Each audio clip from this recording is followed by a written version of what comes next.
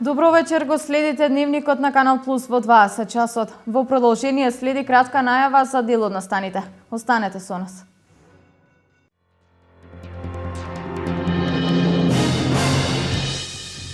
Македонија од денес е во жолта алертна фаза. Во наредните неколку денови ќе се живее на максимални 37 степени во сенка. Директно изложување на сонце треба да се избегнува.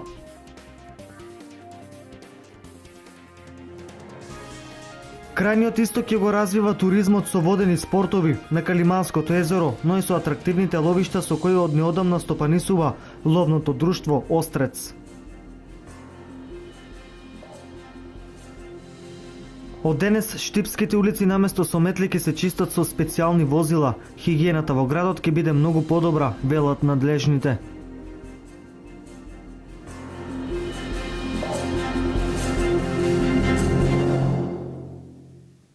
Целата територија на Република Македонија од денес е зафатена со топол бран. Македонија е во жолта фаза, соопшти управата за хидрометеоролошки работи. 37 степени во сенка се мереа денес во поголем дел од државата, заради што лекарите апелираат граѓаните да ги превземат сите мерки за заштита од негативното влијание на сонцето. Македонија денес беше зафатена од топол бран и е во жолтата фаза. Измерени се максимални 37 степени, кои се очекуваат во текот на наредните денови. А директното изложување на сонце треба да се избегнува, препорачуваат кожните и очни доктори. Ултравиолетовите зраци се најсилни, значи УВ индексот ќе биде висок и заради тоа треба многу внимателно изложување на сонце. Луѓето кои заминуваат на одмор треба да се однесуваат предпазливо, изложување на сончева светлина во раните утрински и касните попладневни часови и изложување на сонце со употреба на превентива. Во летниот период пациентите страдат релативно почесто од инфекции ночите и тоа знае да биде заради потење, влегување на прашина, нечистоти, пот, нечиста во очите и на тој начин се изложени на несакани непријатни дразби кај луѓето кои се осетливи на суво око и слично, редовно да си стават вештачки солзи во очите како би спречиле евентуално несакани ефекти од јакото сонце врз нашите очи. Се наполнија очните оделенија. Последниве 2 недели е зголемена бројката на пациенти со алергија во очите. На ваквите тропски температури граѓаните наоѓаат начин како да се заштитат од горештините. Со шиширите на сенкичка. Ама имаме работа, сега треба да идам до поштата нешто да плаќам и мора да излезам. Па иначе кога немам потреба, нема што да излезам. Само поценка. Ништо друго. На секој влијае, само на нас. На сите влијае. Тоа е тоа. Таква е сезоната. А плюс за оваа сезонска време, мислам, многу е температурата, јака. А топлиот бран тешко го поднесуваат и земјоделците и добитокот. Па за сега мачно е. Како се разладувате, како? Што ќе се разладуваме, одеме, не гледате како одеме и со трактори и натака навак сега баш во теко на жетвата и мора да се жне. Лицата чувствителни на температурните промени, посебно да бидат внимателни на крајот на неделата. Метеоролозите најавуваат драстичен пат на температурите, дури за 10 степени. Откако доби концесија да стопанисува со 4 ловишта, приоритет на ловечкото здружение Острец од Дилчево ќе биде справување со ловокраците, но и заживување на ловниот туризам. Ловечкото здружение Острец брои околу 250 ловчи од пијанечкиот регион. Откако ја доби концесијата за стопанисување со 4 ловишта, ловното здружение Острец од Делчево се ги постави приоритетите во насока на заштита од ловокраците. Ловечкото здружение во иднина ќе може да врши заштита, одгледување и отстрел на дивечот, поголем заштита, поголемо одгледување, поголемо вршење на прихрана, спречување на ловократството, што ќе ни е многу битно во овој момент. Ловното здружение Острец од Делчево ја доби дозволата за стопанисување со пределите Влајна број 2, Голак број 3, Бигла број 4 и Киселица број 6. Целта на ловното здружение Острец во следниот период ќе биде успешно менаџирање во насока на развој на ловниот туризам.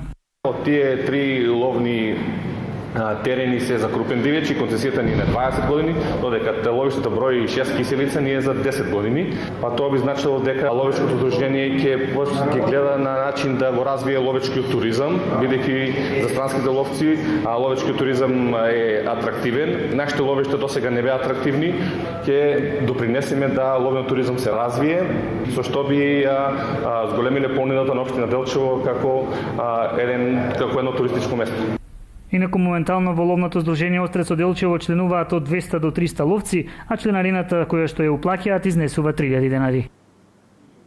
30 јуни е продолжениот краен рок за апликација за земјоделски субвенции. За да не се избегнат гужвите во подрачните единици на Министерството за земјоделство апелираат да не се чека последниот рок. Субвенции нема да има за земјоделците кои се идбата ја извршија со меркантилно семе. Дали продолжениот рок за пријавување на субвенции ќе ги мотивира земјоделците навреме да аплицираат, останува да се види. До 30 јуни, до кога треба да се поднесат барањата, остануваат уште 15 дена. Од подрачните единици на Министерството за земјоделство потсетување до сите оние кои досега не ги доставиле документите. Еден апел да дојдат, имаме уште 2 недели за пријавување, односно уште колку ќе останат 14-15 дена, да дојдат да си поднесат барање и се со цел да си влезат во систем и во понатамошната постапка околу исплата на субвенциите за 2015. Само во Проби Штипско, низ канцелариите на тамошната подрачна единица треба да поминат над 1100 барања. Досега се пријавиле 870 земјоделци. Најголем број на барањата се однесуваат на субвенции за житарици и сточарско производство. Растителното производство и сточарското производство имаме најмногу барања, потоа во делот, значи во последните неколку години се забележува раст и на подигање на нови овошни и лозови насади и така да, значи тие 3-4 мерки се најактуелни. Како резултат на субвенциите во последните години во овој регион значително се зголемија површините со житарици, но и бројот на добиток. Во моментот се евидентирани над 15.000 грла овци и 3.000 глави крупен добиток. Инаку новина во врска со субвенциите во земјоделското производство е најавата на ресорниот министер во иднина да се субвенционираат само површините засејани со сертифициран семенски материјал. Пшеница, селектирана, семенска роба. Субвенции не дават така? Да, не дават. Дават, ама за 2018 година речеа скроз ќе ги укинат.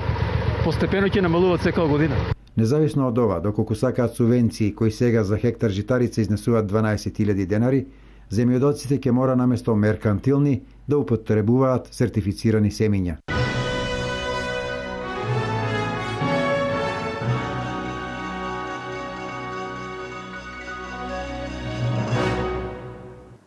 До крајот на годината треба да се докомплетираат барањата за легализација на дивоградбите.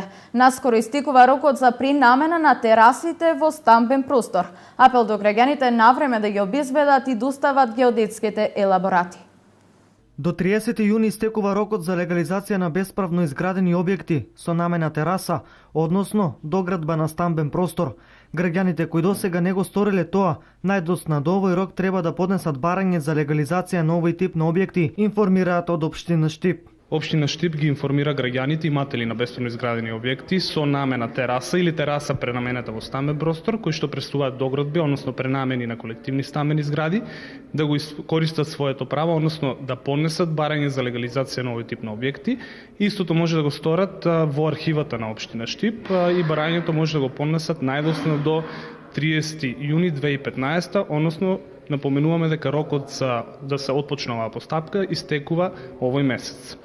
Досега од 2011 година 10.643 граѓани до денес поднеле барање за легализација на доградба на стамбен простор, а 5.150 барања се решени. Информираме дека од вкупно понесените 10.463 барања во 2011 година до денес се решени 5.150 барања за утврдување на правен статус и истите се впишани во катастарот веќе како легални објекти. Меѓутоа апелираме до граѓаните кои што се уште го немаат дополнето своето барање со потребниот геодетски елаборат, исто да го сторат што побрзо, од причина што во Штип има само 6 геодетски куќи кои што може да направат геодетски елаборати, а рокот за дополнување на барањето со геодетски елаборати стекува кон крајот, односно на крајот на оваа година, односно на 31 декември 2015 година. Според последните последните владини податоци, до почетокот на годинава во сите општини во државата се отворени 350.000 предмети за легализација на дивоградби. Според Агенцијата за катастар на недвижности, до крајот на јануари процесот за легализација е целосно завршен за околу 90.000 дивоградби во цела држава. Во моментот во општина Виница има 200 слободни работни места и 883 активни баратели на работа. Виничките компании ги користат владините активни мерки од проектот Македонија вработува, но прашање е дали конкуренцијата и бенефициите ќе ја зголемат цената на трудот. За 883 активни баратели на работа во Виница во моментот стојат на располагање 160 до 200 нови работни места, најмногу во текстилното производство. Австриската инвестиција која го најави производството од средината на јули објави оглас за 100 до 150 работници, што секако ќе повлече трансфер од конфекциите во кој платите доцнати по 2 до 3 месеци. Десетина работници се барати во производството на мебел, а во некои од поголемите производствени капацитети во градот постојано има потреба од нова работна сила, бидејќи неретко младите за месец-два се и откажуваат. Виница е една од подобростоечките општини во регионот во делот на вработеноста, така да според официјалните статистики, односно според Агенцијата за вработување, Виничка општина има некаде околу 890 активни баратели на работа, вкупно околу 5000 вработени, од кои 900 околу 900 се вработени во администрацијата. Меѓутоа, во последните години Виница бележи доста значаен економски развој, се градат нови капацитети и се отвараат многу нови работни места. Се зголемува цената на трудот. Факт е дека во Виница има доста иселени кои што работат во западноевропските земји, посебно во Италија, и наша интенција е преку зголемување на цената на трудот, односно зголемување на платата, да им дадеме можност на овие луѓе кои што се иселиле во некое време да се вратат овде и да најдат работа во нашата општина. Се надеваме дека во наредниот период уште повеќе ќе се намали оваа невработеност од 890 активни баратели на работа.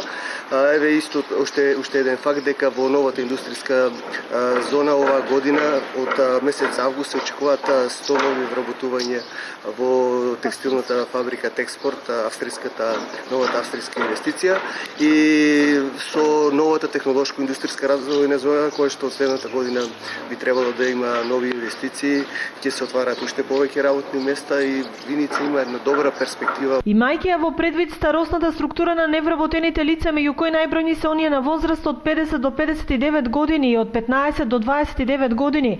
За работодавците, ова е еден поволен период за искористување на мерките од проектот Македонија вработува, со кој тие се обврзани на работникот да му даваат само плата, а придонесите ќе ги плаќа државата цели 5 години. Според раководителот на агенцијата Орце Христовски, мерката од 15 април досега ја искористиле 13 лица, а уште 7 чекаат да се вработат. Меѓутоа, од минатиот март па досега во категоријата до 29 години вработени со ослободување од придонеси се вкупно 116 лица, а со мерките за само вработување 2014 година се обезбедени 100 нови вработувања.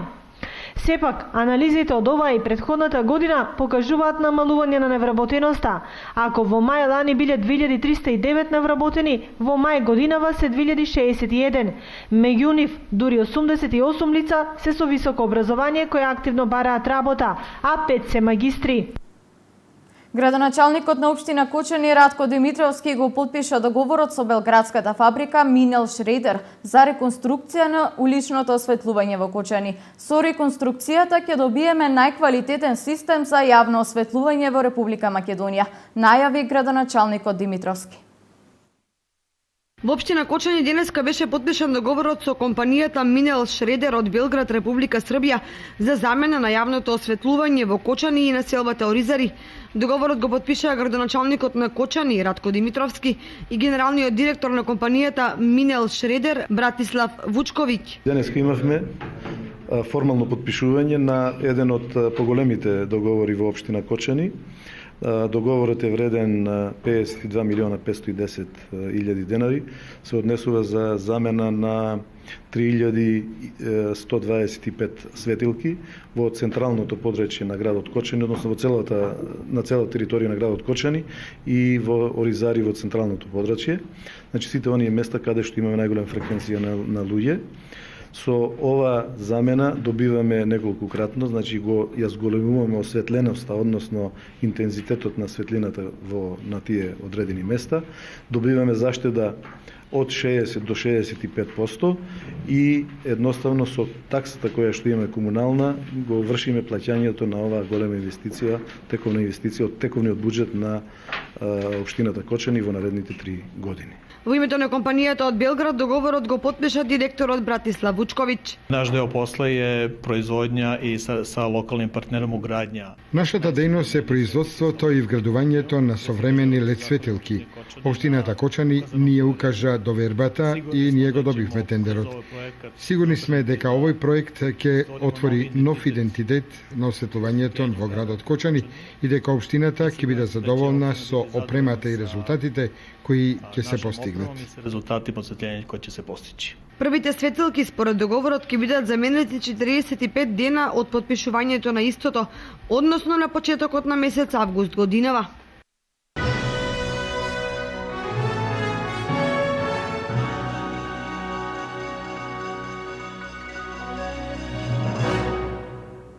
На состанокот на министри на државите членки на Централно-европската иницијатива кој се одржа во Охрид, најзначајните заклучоци се однесуваа на европската иднина од сите земји од регионот, бидејќи ЦЕИ е најстарата регионална иницијатива која се стреми кон членство во Европската унија на сите земји од регионот. Еве што изјави министерот за надворешни работи Никола Поповски. Несомнено е тоа дека во моментов најголем проблем е внатрешната политичка криза. Поради внатрешната политичка криза, речиси нема никакво внимание на долготрајната блокада која имаме и во НАТО и во ЕУ.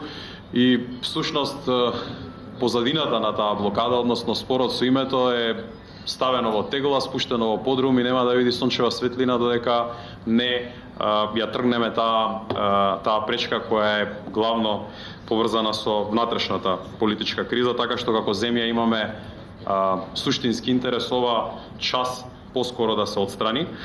Во однос на безбедносните аспекти кои ги спомнавте, ние бараме членство во НАТО и во Европската унија на некој начин и како начин за праќање на јасен сигнал дека безбедноста, стабилноста, сигурноста, предвидливоста во Македонија и во регионот е запечатена и не може да биде предизвикана.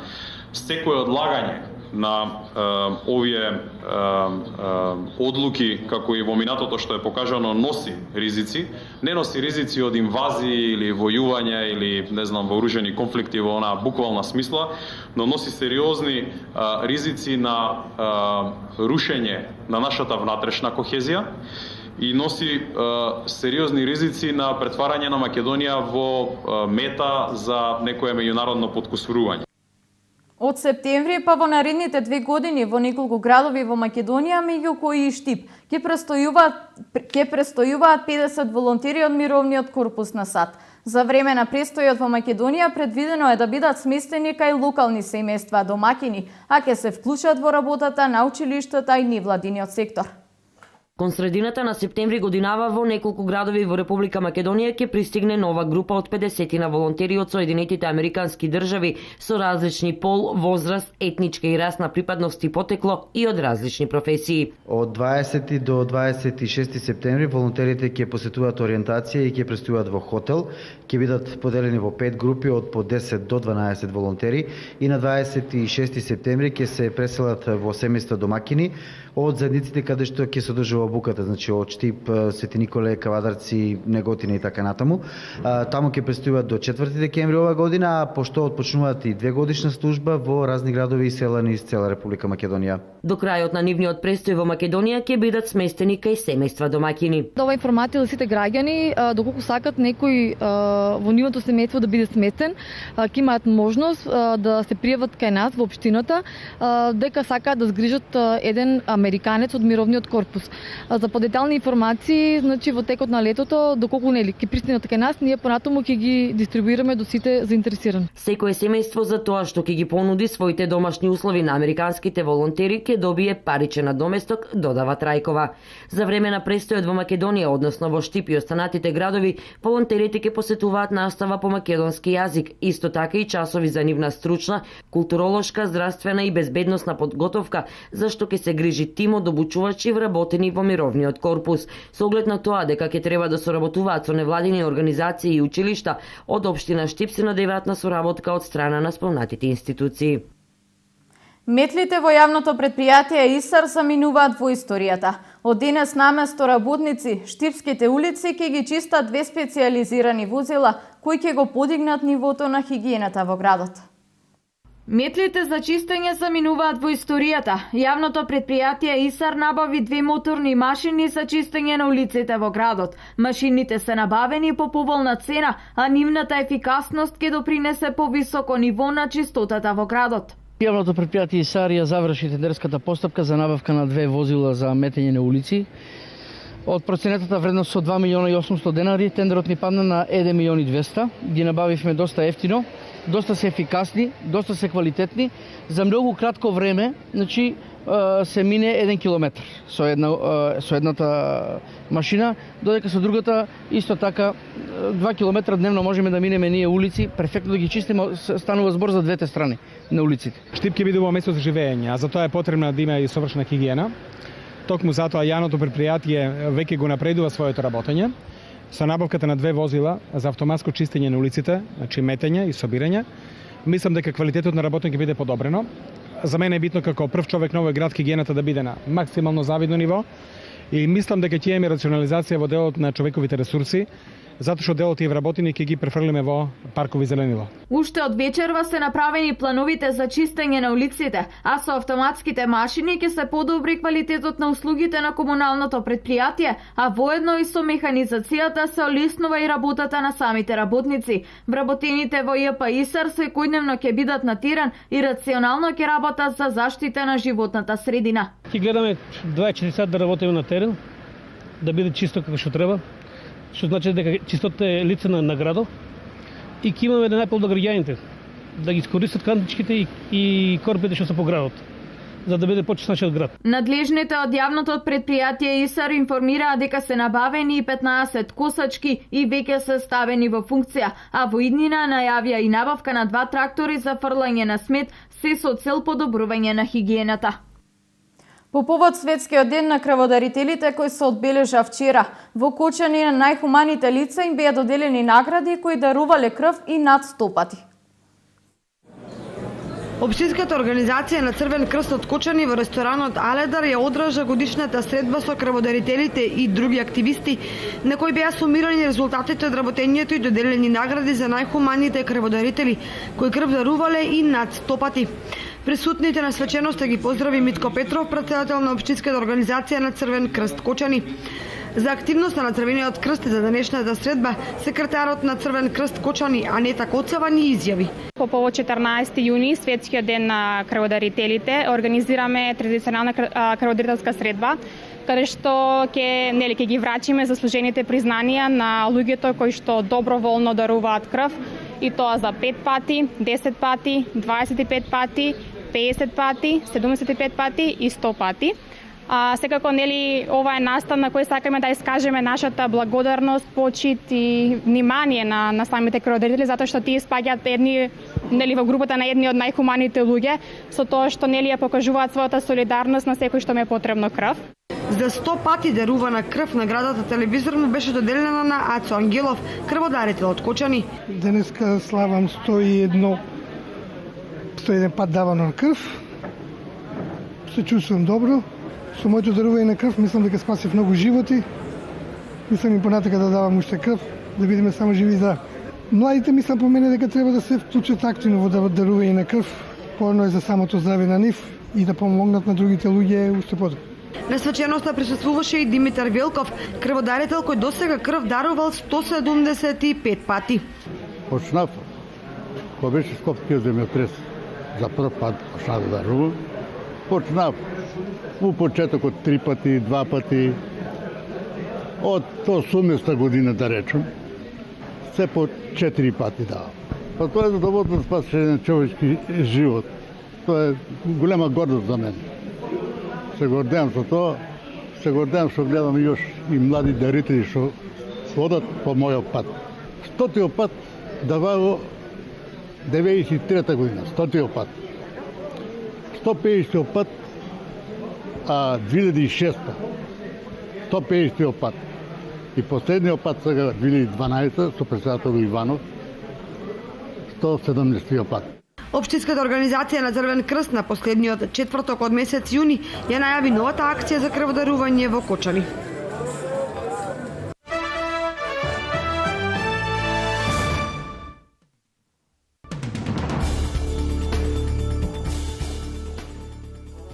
Силен дожд проследен со град и ветар го погодија Тбилиси во неделата вечерта, предизвикувајќи животните од градската зоолошка да излезат и да се најдат на улиците на градот. Од вкупно 600 животни, околу половина го изгубија животот. Нилски коњи, крокодили, мечки, волци, диви мечки и други животни беснеја низ Тбилиси. Поплават однеси 12 човечки животи, а постојано се откриваат нови жртви. Спајс, К2 и други синтетички канабиниоди се продаваат во светот како безбедни легални алтернативи на марихуаната. Бројот на побиците во центрите за контрола на троењето во САД поради корисниците кои ги користеле овие производи нагло скокнал, соопштила американската влада. Од јануари до април 2015 година бројот на побици поради штетното дејство на синтетичката марихуана се зголемило за 330%. Министерството за здравство на Јужна Кореја денеска соопшти дека уште едно лице на возраст од 58 години починало од инфекцијата со вирусот МЕРС, а регистрирани се и 5 нови случаи заразени со болеста, кај нас позната како нилска треска. Починатиот е 16-та жртва на опасната инфекција, од која од втората половина на мај досега се регистрирани 150 инфицирани, од кои 17 сега се во критична состојба.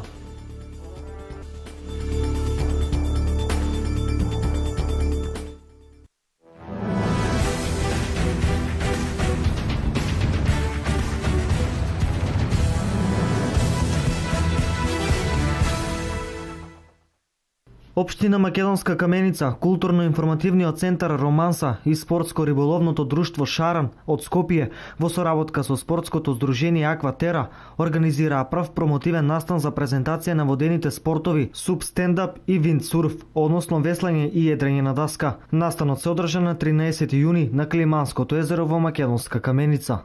Беше опфатена информативна и едукативна презентација од страна на инструкторот од Скопје Зоран Станковски за карактеристиките, можностите и бенефитот за физичкото и менталното здравје на луѓето кои спортуваат и кои се занимаваат со овие спортови, презентација за однесување, заштита и спасување во вода, презентација и приказ на опрема и практична проба и промотивно возење на суп и виндсурф.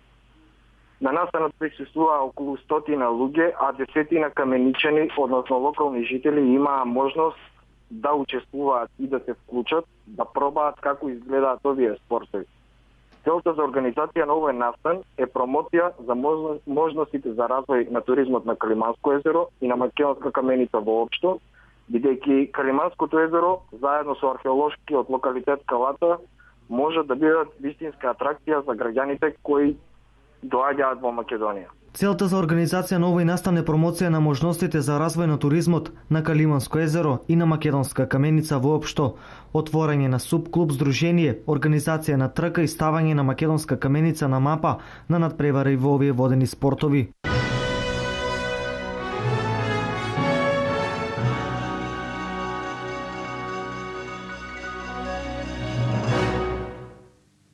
Овде е крајот на дневникот. Ви благодарам на вниманието и ви посакувам пријатна вечер.